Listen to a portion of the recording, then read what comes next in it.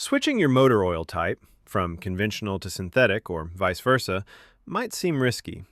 But is it really a problem? The short answer?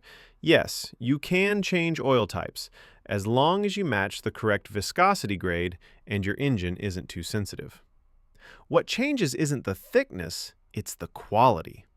Synthetic oil is more refined, lasts longer, and protects better under stress. So, if you're upgrading to synthetic, good move. Many drivers make that switch for better performance and engine cleanliness. With high mileage or dirty engines, switching suddenly to synthetic can loosen old deposits, which might clog oil passages. In these cases, try a high-mileage synthetic blend first, or consult a trusted mechanic. You can also mix synthetic and conventional if needed. They're compatible. But stick with one type for best results. Yes, you can change your oil type. Just stick to the right grade, monitor your engine's condition, and when in doubt, ease into the switch. Stay sharp under the hood and change with confidence.